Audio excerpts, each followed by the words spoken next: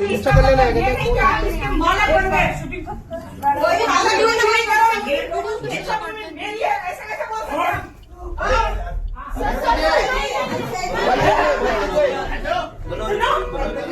क्या आदमी है जो क्या है ये? अरे इतना सलमान कैसे आदमी के पास छूट गया? कैसे आदमी के पास छूट गया? लेडीज के हाथ पर हाथ उठा. हे आहेत भंते सुरई ससाई, दीक्षाभूमीचे ठेकेदार, दीक्षाभूमीचे मठाधिपती यांना लोकांनी डोक्यावर घेऊन ठेवलेलं आहे समाज म्हणून. आणि वयाच्या 100 गाठत असणारा व्यक्ती एखाद्या महिलेवर अर्थात धम्मभगिनीवर हात उचलतो, तोही चिवर अंगावर घालून. खरंच या गाढवाला मी त्याला भंतेजी म्हणणारच नाही.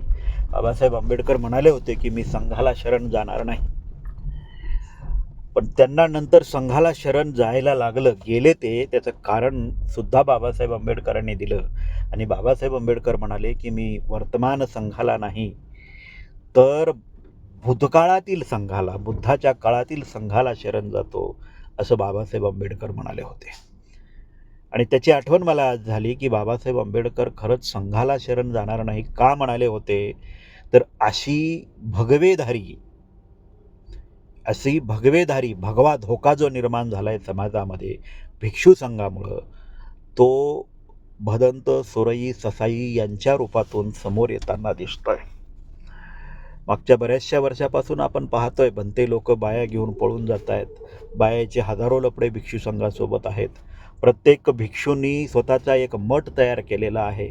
संघावर आपण बोलू नये, त्यांच्या त्यागाला आपण वंदन केलं पाहिजे, दॅट इज डिफरंट पार्ट. पण काही भंतीजी अशा पद्धतीचं जे वर्तन करतात, खरं तर भदंत सुरई ससाई यांच्यासारख्या 100 गाठणाऱ्या व्यक्तीला एखाद्या धम्म भगिनीवर हात उचलणे, तिच्या अंगावर धावून जाणे, हे खरंच संघाला शर्मेनं मान खाली घालायला लावणार आहे. आणि ही घटना दीक्षाभूमीच्या ह्या धर्ममार्तंडांनी घडवून आणलेली आहे. आज दीक्षाभूमी सरई सुसाई यांच्या नेतृत्वाखाली शेवटची घटका मोजती आहे. दीक्षाभूमीवर काय काय होतंय हे मी सांगायला नको. दर 2 महिन्यांनी, 1 महिन्यांनी, 3 महिन्यांनी, 6 महिन्यांनी, वर्षांनी काही ना काहीतरी मनुवादी षडयंत्र दीक्षाभूमीवर चालवलं जातंय.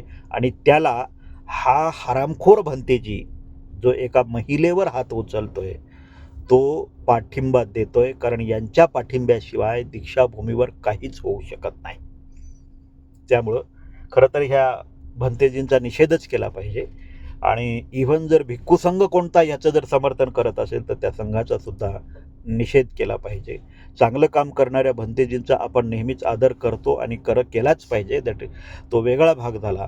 पण भंतेजी जर अशा पद्धतीनं महिलांवर धावून जात असतील, धम्मभगिनींवर धावून जात असतील, हात उचलत असतील, तर खरंच अशा भिक्षू लोकांचं चिवर काढून घेऊन त्याची हातं मोडून त्याला जेलमध्ये टाकणं काळाची गरज आहे.